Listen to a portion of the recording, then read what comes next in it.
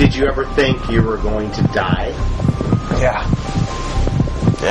22-year-old Hayden Dawes of Palm Beach Shores was behind the wheel of his car when his body simply gave out and he lost control of the vehicle.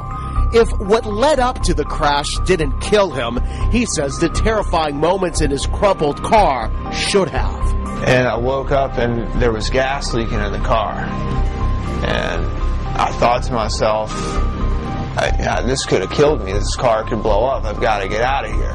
Hayden was lucky. His disease actually killed Karen Perry's son, Richard. The 21-year-old found dead at his college dorm room when she got the terrible news. It's like being stabbed to death. That's the way it felt.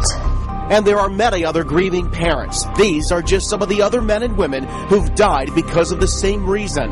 But what has become a leading cause of death in Palm Beach County is not the obvious shooting nor car accident. There are more people who die in this county from drug overdose deaths than die from homicide, than die from suicide, than die from motor vehicle fatalities.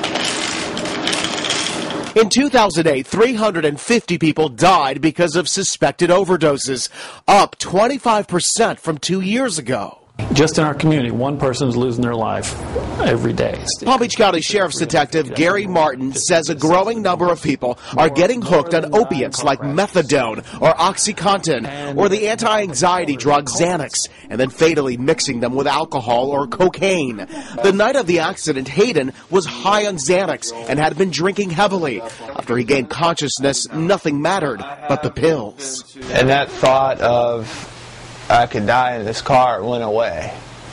And I was inside of this car looking for those pills that had flown out of my hat. The overdose crisis is only getting worse because pills can easily be obtained through doctor shopping. Right now, there's no system in our state that would prohibit that person from going in and refilling prescription after prescription after prescription. Martin investigated Richard Perry's case. Leading up to his death, Richard got the drugs from a friend who went doctor shopping and then sold them to him. If there is someone who knows all too well about the impact of prescription drug overdoses in Palm Beach County, it's the man who runs the medical examiner's office.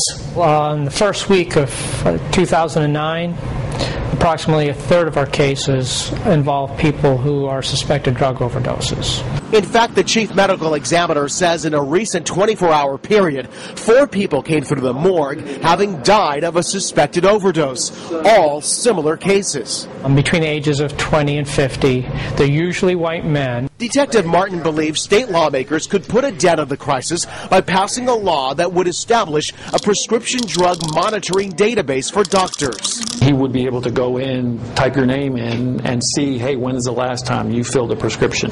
Perry believes that's one piece of the puzzle. The other is education. Since her son Richard's death, she formed the Narcotics Overdose Prevention and Education Task Force, or NOPE. Hayden, who underwent 11 months of treatment, learned his nearly deadly lesson firsthand. I believe that I'm living on borrowed time. I don't know what it is that kept me alive.